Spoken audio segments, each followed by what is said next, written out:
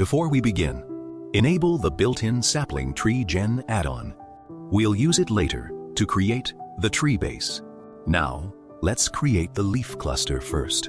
Press Shift-A, then choose Mesh and Icosphere. Go to Edit mode. Press A to select all. Press X and choose only edges and faces. Select all the remaining vertices with a press E to extrude. Then, right-click. Scale to the center with S0. Press M and choose By Distance. Now, go back to Object mode. Go to the Particle Properties tab and add a new particle system. Change Emitter to Hair. Enable Advanced. Set the number to 200 and the hair length to 0.07. Set the source to vertices.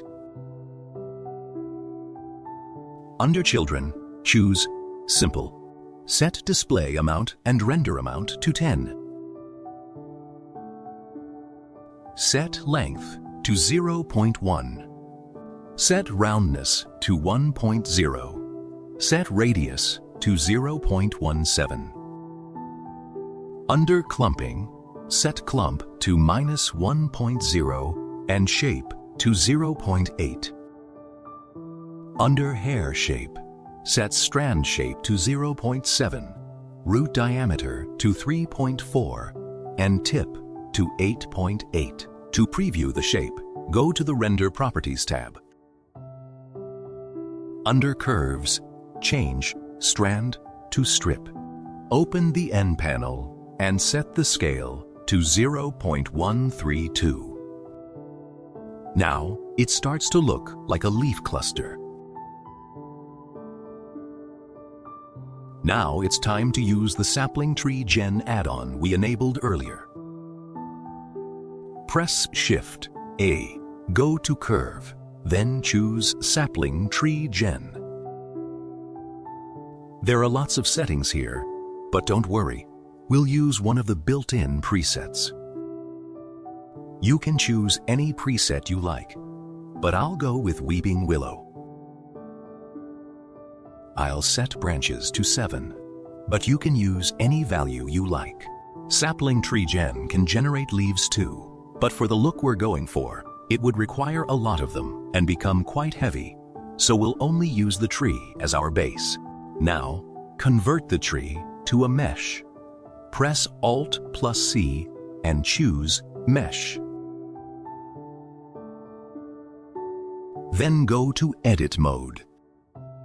Select one of the trunk vertices. Go to Select, select Similar, then choose Amount of Connecting Edges. This will select all vertices with the same number of connected edges. Deselect any vertices you don't need.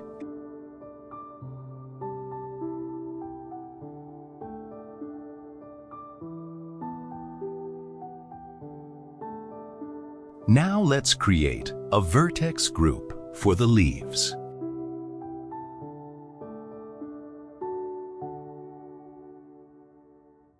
Now, go to the Particle Properties tab and add a hair particle system.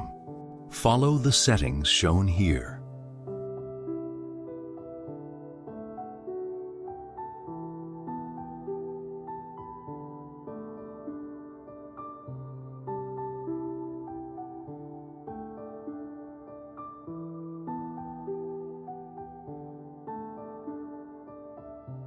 Under Render, set Render As to Object. Then choose the icosphere we created earlier.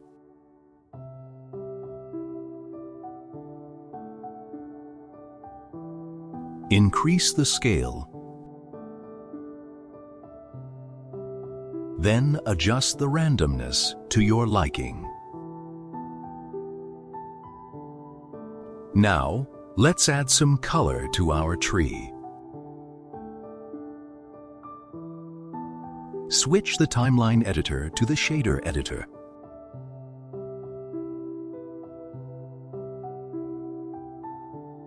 Now let's add the materials. Follow the node setup shown on the screen.